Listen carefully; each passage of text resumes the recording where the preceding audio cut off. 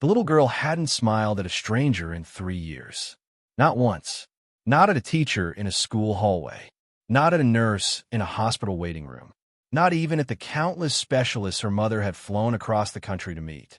Yet on a chilly Saturday morning in Ohio, a struggling single dad would do something so simple, so unexpected, that would leave both the girl and her billionaire mother quietly wondering who he really was.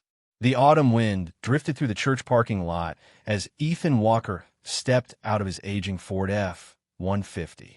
The truck had over 200,000 miles on it, and the driver's side door still squeaked every time he opened it. He didn't complain. Complaining never paid utility bills or packed school lunches. He grabbed 2 folding tables from the truck bed and carried them toward the community fundraiser inside the church gymnasium. Ethan was 41, broad-shouldered, tired around the eyes, and raising his 12-year-old son alone. Life had taught him many things, most of them the hard way. But if there was one lesson he never let go of, it was this: people deserved kindness long before they earned explanations. Inside, volunteers moved between bake sale booths and donation tables. The scent of coffee and cinnamon rolls floated through the room. Near the entrance, Ethan noticed a woman standing alone with a young girl. The woman wore a tailored navy coat that probably cost more than his monthly mortgage payment. The girl stood quietly beside her, clutching a small sketchbook against her chest. Something about them seemed disconnected from the cheerful noise surrounding them. The woman scanned the room like someone searching for an exit instead of a welcome. Ethan didn't stare. He simply nodded politely as he passed. The woman acknowledged him with a brief glance before looking away. Across the gym, laughter rose from a group of parents discussing the upcoming school fundraiser. Near the refreshment table, a volunteer whispered something to another woman while glancing toward the newcomer. The stranger's face looked familiar. Not movie star familiar. Business magazine familiar. The kind of face people saw on airport newsstands beside headlines about billion-dollar mergers and corporate success. Ethan paid no attention. He was busy arranging donated coats for local families before winter arrived. A person's title mattered less to him than whether they needed help carrying a box. An hour later, the church event was in full swing. Children ran between booths. Elderly couples chatted near the coffee station. Outside, leaves skittered across the parking lot like tiny waves. The little girl never left her mother's side. She didn't speak. She didn't interact. She simply watched. Ethan noticed because he recognized that look. His son had worn the same expression after losing his mother years ago. Not anger, not fear, just distance. Quiet distance. As the afternoon stretched on, an unexpected problem interrupted the event. One of the volunteer coordinators discovered several donated meal boxes had been delivered to the wrong address across town near a small grocery store. Without hesitation, Ethan grabbed his truck keys. "I'll get them," he said. "It's no trouble." The coordinator smiled with relief. "You always save the day, Ethan." He shook his head. "No, I just had a free hour." The exchange seemed ordinary, but from across the room, the woman in the navy coat was watching. For the first time, curiosity softened her guarded expression, and beside her, the silent girl slowly turned another page in her sketchbook. On it was a simple pencil drawing, a pickup truck parked beneath a church sign, and somehow, neither Ethan nor her mother knew why she had drawn it. Yet before the day was over, that sketch would become the beginning of something none of them were prepared for. The church gym gradually emptied as the afternoon sun slipped lower across the Ohio sky. Ethan Walker returned nearly 40 minutes later, his aging Ford F-150 rattling gently as he pulled back into the church parking lot. The misplaced meal boxes were stacked neatly in the truck bed beside a few extra grocery bags he had purchased himself after noticing one family on the delivery list had 3 children and almost no food in their pantry. He never mentioned it to anyone. He simply carried the bags inside and placed them beside the donation table. "You paid for those?" one volunteer asked quietly.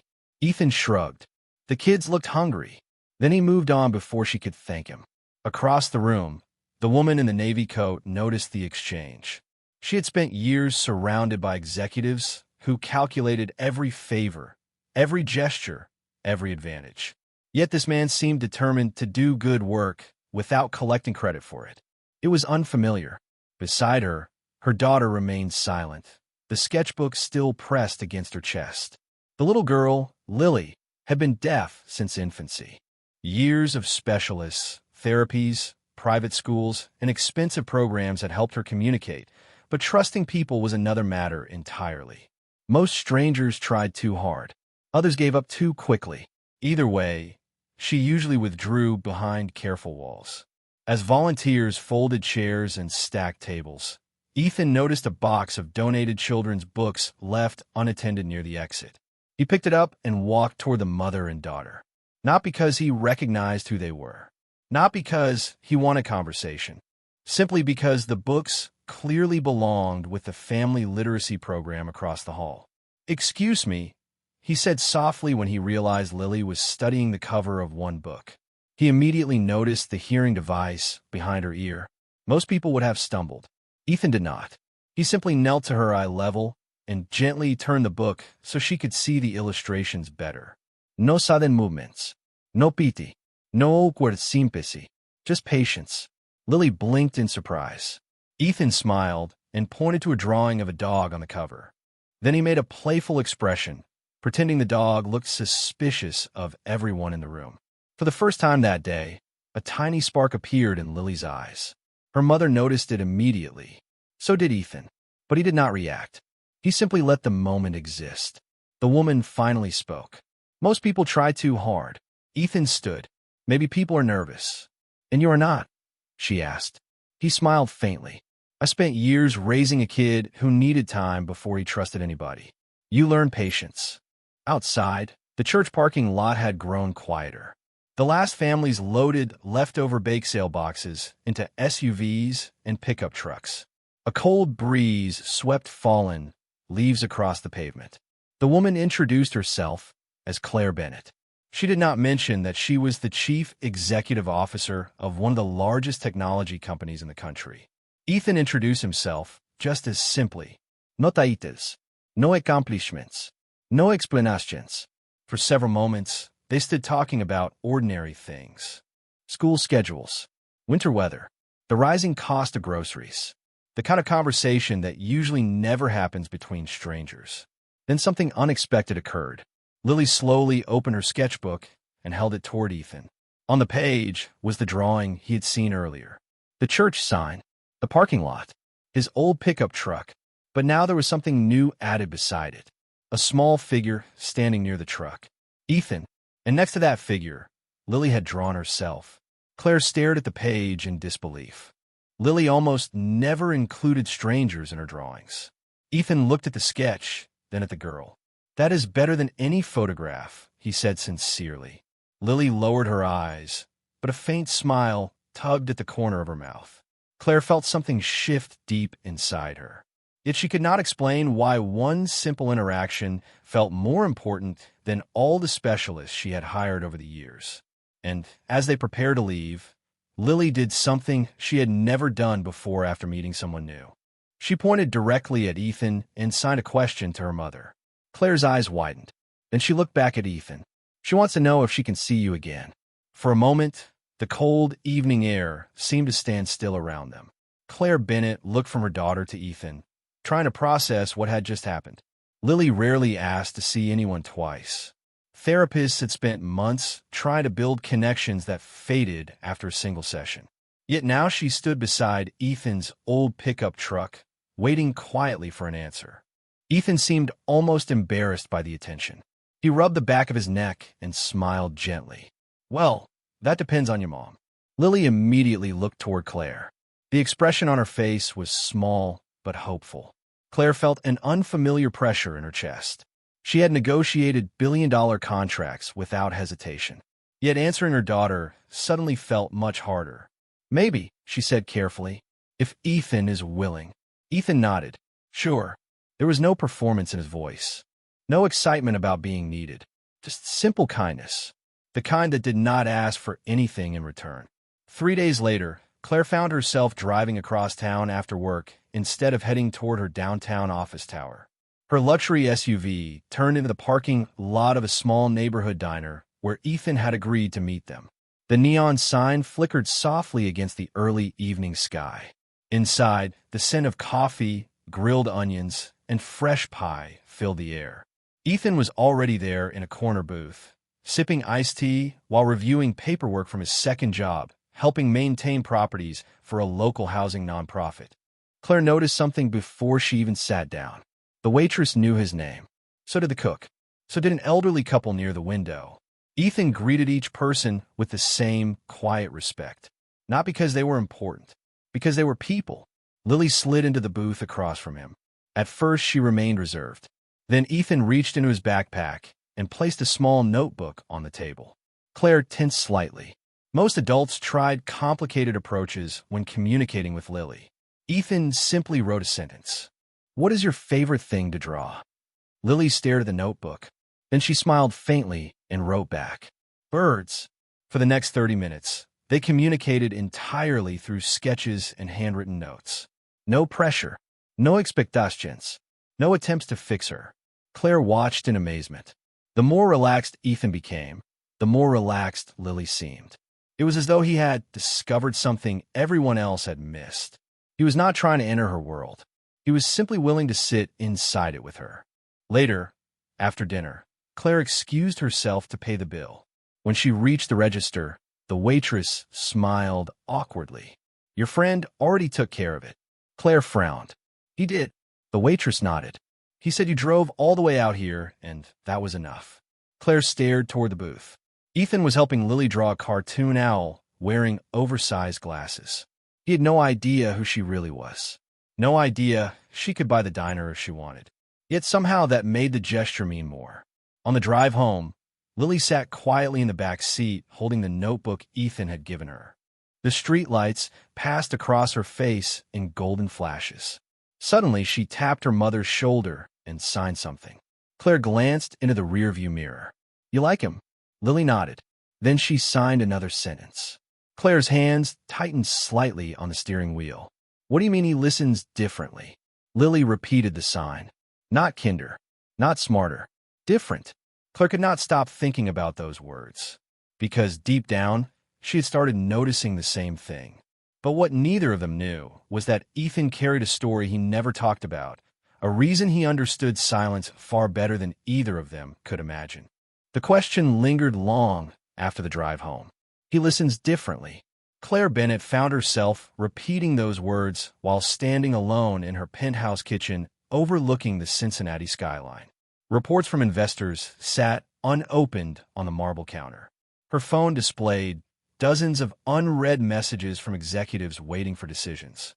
Yet her attention kept drifting back to a man who drove an old pickup truck and somehow made her daughter feel understood. A week passed before they met again. This time it happened on a chilly Thursday afternoon outside Lily's school. Parents waited along the curb while students streamed through the school hallway and out the front doors. Claire had been delayed by a board meeting and arrived just in time to see Lily standing near the entrance. Beside her stood Ethan, not because he had planned to be there. Ethan had been dropping off supplies for a community reading program when he noticed Lily waiting alone. He stayed nearby until her mother arrived. Nothing dramatic, just quiet responsibility. Claire parked and hurried across the sidewalk. "You did not have to wait," she said. Ethan shrugged. "I know." The answer surprised her. Most people wanted recognition for helping. Ethan seemed almost uncomfortable receiving gratitude. As they walked toward the parking lot, Lily reached into her backpack and pulled out a folded drawing. She handed it to Ethan. Inside was a sketch of 3 figures standing beneath autumn trees. Ethan, Lily, Claire. The drawing was simple, but the meaning was impossible to miss. A new warmth settled between them. Later that evening, Ethan returned home to a modest house on a quiet residential street. Bills waited beside the mailbox. The electric bill sat on top of the stack. He glanced at the total, sighed softly, and carried everything inside. His son, Noah, was already finishing homework at the kitchen table. Ethan smiled immediately. No matter how difficult life became, he never brought the burden home. They spent the evening making grilled cheese sandwiches and talking about school projects.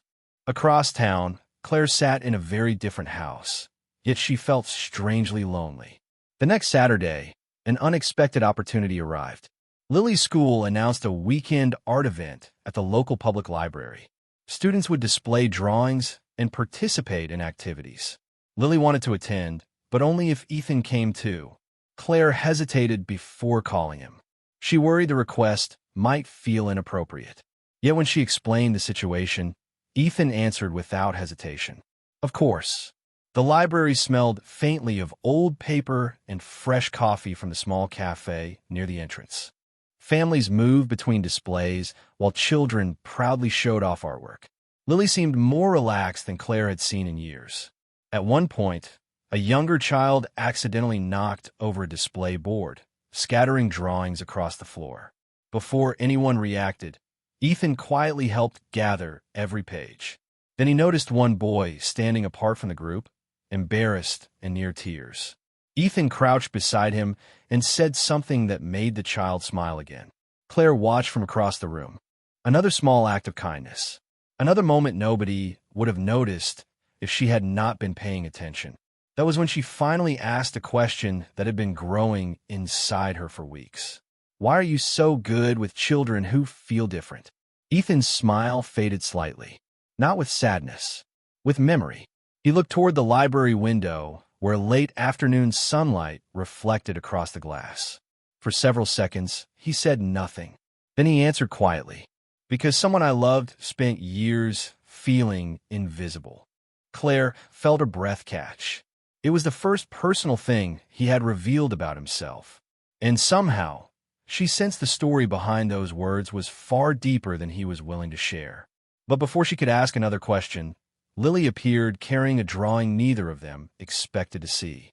Lily held the drawing carefully with both hands, as though it contained something fragile. The noise of the library faded into the background while Ethan and Claire looked down at the page. For a moment, neither of them spoke. The drawing showed 3 people sitting on a bench beneath a large tree. Ethan was there. Lily was there. Claire was there. But what captured their attention was the small detail Lily had added above them. The 3 figures were smiling. Claire felt her throat tighten. Therapist had spent years encouraging her daughter to express emotions through art. Yet most of Lily's drawings had always carried distance, caution, or solitude. This one felt different. It felt safe. Ethan smiled gently. "I think you captured the tree better than any of us." Lily laughed silently, a tiny shake of her shoulders. The reaction lasted only seconds, but Claire noticed it immediately. It was becoming easier for Lily to be herself around him. The realization both comforted and unsettled her. As the afternoon ended, families filtered out through the library doors carrying books and art projects. Outside, Ethan loaded several folding display boards into the bed of his old pickup truck after volunteering to help the staff clean up. Nobody asked him to. He simply stayed because extra hands were needed. Claire watched him work while Lily sat on a nearby bench sketching birds in her notebook. Something about the scene felt strangely peaceful. Then her phone rang. The moment she saw the caller ID, her expression changed. A board member. Another crisis. Another urgent decision waiting at the office. By Monday morning, Claire was back inside a glass conference room 23 stories above downtown Cincinnati. Executives debated quarterly projections while charts glowed across giant screens. Yet her attention drifted repeatedly toward the sketch folded inside her briefcase. During a break, she found herself searching Ethan's name online. She expected almost nothing. Instead, she discovered a local newspaper article from 6 years earlier. The headline was small, easy to miss. It described a community volunteer who had organized support for families with children facing communication challenges. Ethan Walker. Claire opened the article. Then another, and another. A pattern emerged. Years before she met him, Ethan had spent countless hours helping parents navigate therapy programs, school accommodations, and support services. Yet nowhere did he appear as the founder, leader, or spokesperson. He always remained in the background. The more Claire read, the more confused she became. That evening, she drove past a grocery store near Ethan's neighborhood after finishing work. Pure coincidence, she told herself. Yet she found herself noticing details she had overlooked before.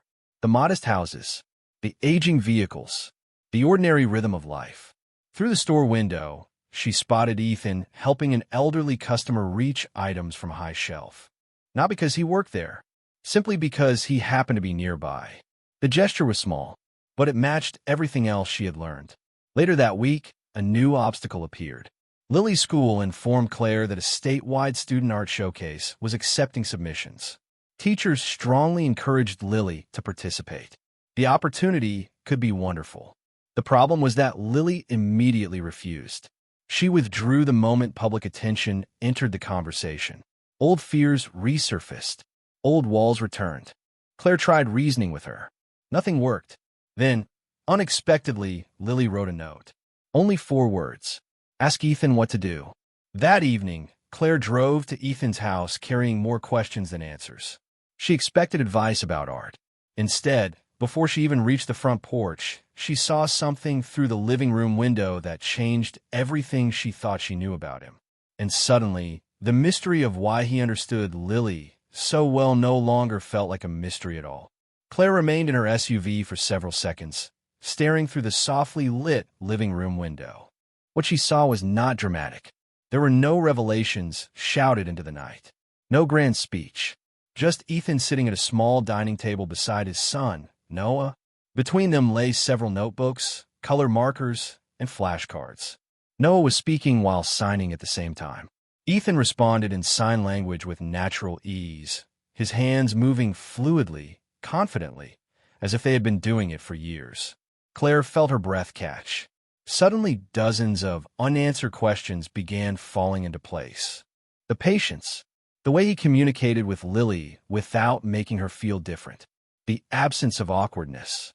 He understood her world because he had spent years learning its language. A few moments later, Ethan opened the front door after noticing her vehicle outside. He looked surprised, but welcomed her warmly. Inside, the house smelled faintly of tomato soup and fresh bread. School papers covered part of the refrigerator. Utility bills sat neatly stacked beside a fruit bowl on the counter. It was an ordinary home, yet Claire found herself more comfortable there than in many executive offices she visited. Noah greeted her politely before returning to his homework. Ethan poured coffee and listened as Claire explained the situation with the art showcase. When she finished, he nodded thoughtfully. She is not afraid of drawing, he said. She's afraid of being seen. Claire lowered her eyes. The words felt painfully accurate. Ethan remained quiet for a moment. Then he shared something he rarely discussed. Years earlier, after his wife passed away, Noah had struggled with severe speech challenges connected to trauma and anxiety. Communication became difficult. Isolation followed. Ethan learned sign language because his son needed someone willing to meet him, where he was instead of demanding he come back immediately. I was not trying to fix him, Ethan said softly. I was trying to make sure he never felt alone. Claire felt emotion rise unexpectedly in her chest. For years, she had approached every challenge with resources, experts, schedules, and solutions. Ethan had approached it with presence. The difference suddenly felt enormous. A few days later, Ethan offered to help Lily prepare for the art showcase. They met at a community center near a small public park. Autumn leaves drifted across the sidewalks while children played basketball nearby. Rather than discussing competition or awards, Ethan focused on something else entirely. He asked Lily what story she wanted her drawings to tell. At first, she struggled to answer. Then slowly, through sketches and notes, she began sharing ideas she had never expressed before. Birds, trees, quiet places, feelings she could not always explain with words. For the first time, the showcase became less frightening. It became personal. Claire watched the transformation with growing gratitude. Yet a new obstacle was already forming. Back at corporate headquarters, news of Claire's increasingly frequent absences had begun circulating. Several board members questioned her priorities. One executive even suggested she was becoming distracted from company responsibilities. Normally, Claire would have ignored the criticism. This time, it bothered her more than expected, because for the first time in years, something outside business actually mattered. That evening, While sorting mail beside the mailbox at home, Claire found herself smiling at a drawing Lily had completed earlier that day. Then her phone buzzed with an urgent message from aboard. A major company event was scheduled for the exact same evening as Lily's art showcase. For the first time, Claire faced a choice she could not easily solve. And she had no idea that Ethan was about to make a sacrifice of his own that would change all three of their lives. The week before the art showcase arrived with the kind of pressure that seemed to follow Claire Bennett everywhere. Every morning began with conference calls. Every afternoon brought new meetings. Yet the decision waiting ahead refused to disappear.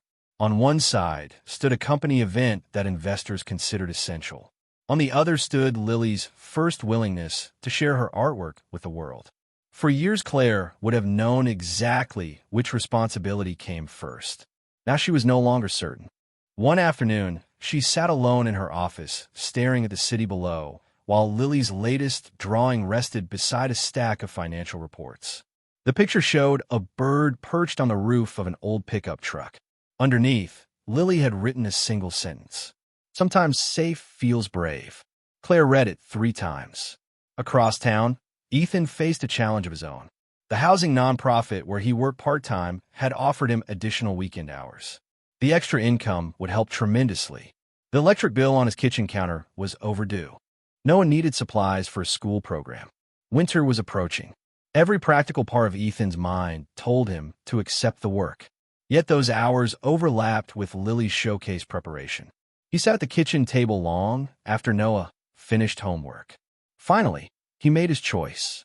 The next morning, he politely declined the extra shift. It was money he genuinely needed, but he had given Lily his word. To Ethan, promises mattered. A few days later, he met Lily at the community center for one final practice session. The gymnasium buzzed with activity. Children prepared projects while volunteers arranged displays. Lily seemed nervous again. The closer the showcase came, the quieter she became. Ethan did not push. Instead, he placed a blank sheet of paper in front of her and wrote a question. "What scares you most?" Lily stared at the page. Eventually she wrote back, "People looking." Ethan nodded. Then he drew a simple picture of a mailbox standing beside a road. Under it he wrote, "The mailbox does not stop being useful because people see it." Lily studied the drawing. Ethan added another sentence. "Your art helps people feel something. That is a gift, not a performance." For a long moment, she simply looked at him. Then she slowly began sketching again. Something inside her was changing. Claire noticed it too. That evening, she invited Ethan and Noah to join them for dinner at the same neighborhood diner where Lily had first opened up. The familiar waitress greeted Ethan by name. Noah and Lily sat side by side drawing birds on paper placemats while Claire watched them laugh silently over their sketches. It felt unexpectedly normal, comfortably normal. During the meal, Claire finally shared the dilemma she had been carrying. The company event, the board pressure, the scheduling conflict. Ethan listened carefully before answering. 10 years from now, nobody will remember one corporate event. Claire smiled faintly. The board might. Ethan chuckled softly. Maybe, but Lily will remember who showed up. The words landed deeper than he intended. Claire knew he was right. Yet making that choice would come with consequences. As they left the diner, a cold wind swept across the parking lot. Lily climbed into her mother's SUV, holding her art portfolio tightly against her chest. For the first time, she looked excited instead of afraid. But while everyone focused on the upcoming showcase, a conversation was taking place inside Claire's company that none of them knew about. And by the time the event arrived, that conversation would threaten everything they had worked so hard to build. The morning of the showcase arrived beneath gray November skies. A cold wind rattled bare branches outside Claire Bennett's home, while Lily carefully packed her drawings into a portfolio case. For weeks, she had worked toward this day. For weeks, Ethan had helped her believe she could do it.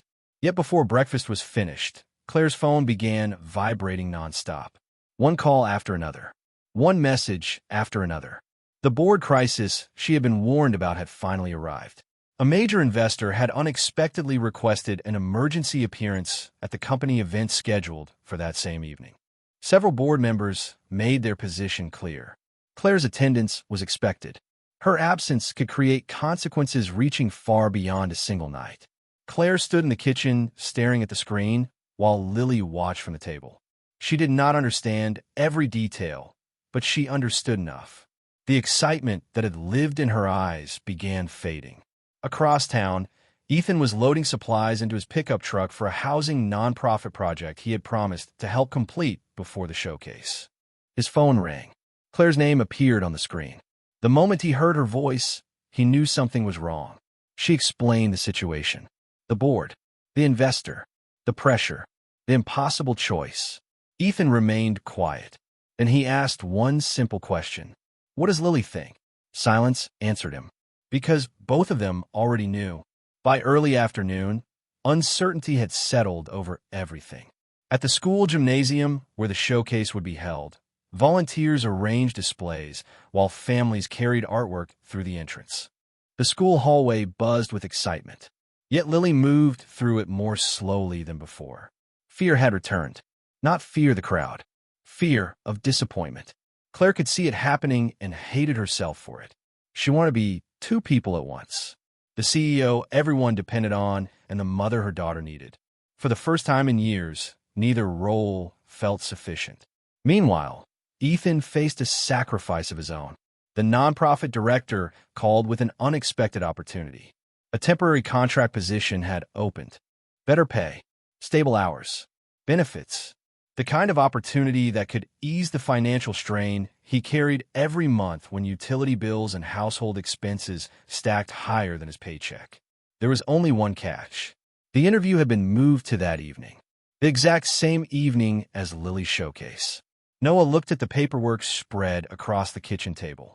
You should go, he said. Ethan smiled at his son. Maybe, but deep down he already knew his answer. By late afternoon, everything seemed to unravel. Claire arrived at corporate headquarters intending to make one final attempt at balancing both obligations. Instead, she walked into a conference room filled with criticism. Questions about leadership, questions about priorities, questions about whether personal distractions were affecting company performance. The words were professional, but the message was clear. She felt isolated in a room full of people, hundreds of miles from any real understanding. At nearly the same moment, Lily sat alone in a classroom beside the gymnasium, clutching her portfolio. She had stopped drawing, stopped smiling, stopped making eye contact. It felt as though all the progress of the past months was slipping away. Then the classroom door opened. Ethan stepped inside, not dressed for an interview, not carrying paperwork, simply carrying the same quiet presence that had changed everything from the beginning. Lily looked up. Ethan sat beside her and placed a folded piece of paper on the table. On it he had written only one sentence. Some things are more important than being chosen. Lily stared at the words. Then she looked at him. But before either of them could say anything more, Claire's name suddenly echoed through the school loudspeaker, and what happened next would determine all three of their futures. Claire froze the instant she heard her name over the school loudspeaker. Every eye in the hallway seemed to turn toward her as she stepped through the gymnasium doors. For a brief moment, the noise of the showcase faded. The board meeting, the investors, the pressure waiting downtown, all of it suddenly felt very far away. Lily stood near her display table, clutching her portfolio. Ethan remained beside her, calm as always. Claire crossed the room and knelt in front of her daughter. Neither of them spoke. They did not need to. Lily's eyes were asking a question she had been carrying all day. Are you staying? Claire felt tears threaten for the first time in years. Not because she was weak, because she finally understood what mattered. I'm exactly where I need to be, she said softly. Lily stared at her for one heartbeat, then another. Slowly, a smile appeared. Not the cautious smile she sometimes offered. A real one, the kind Claire had not seen in years. Around them, families continued arranging displays, while children moved between tables carrying drawings and paintings. The school gymnasium smelled faintly of poster board, coffee from a volunteer station, and floor polish. It was not a corporate ballroom. It was not a shareholder event. Yet somehow it felt more important. The showcase began 20 minutes later.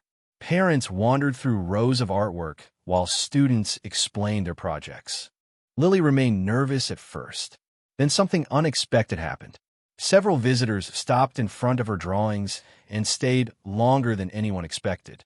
They studied the birds, the trees, the quiet roads, the old pickup truck beneath autumn leaves. They were not looking at her disability. They were responding to her perspective. One retired art teacher paused for nearly 10 minutes before writing a note in the guest book. These drawings make silence feel beautiful. When Lily read the comment, emotion filled her eyes. Across the room, Claire looked toward Ethan. He simply nodded, as if this outcome had belonged to Lily all along. Because it had. Later that evening, after the awards presentation concluded, another surprise arrived. Lily did not win first place. She did not win second place either. Yet when organizers announced a special recognition for artistic storytelling and emotional impact, her name was called. The gymnasium erupted in applause. Lily froze. For years, she had feared being seen. Now an entire room was celebrating her work. Her hands trembled slightly. Without hesitation, Ethan stepped closer and signed a simple message. Just be yourself. Lily took a breath and walked forward. The applause grew louder.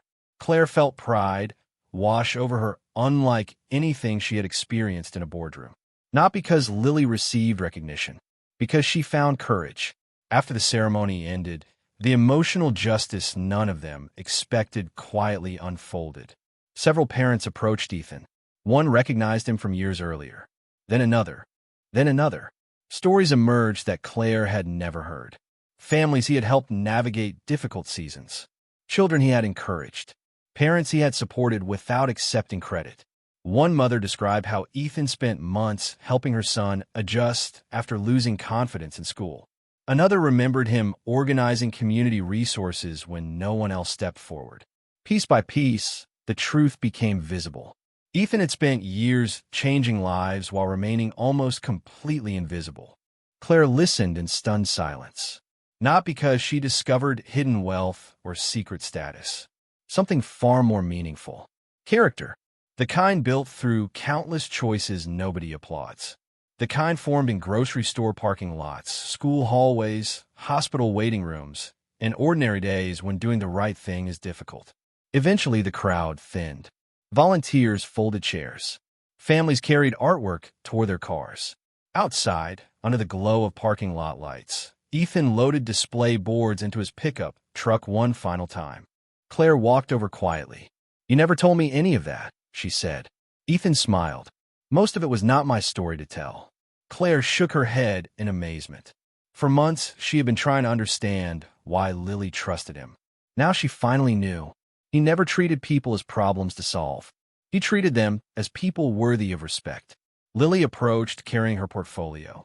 Then, in a moment neither adult expected, she signed directly to Ethan.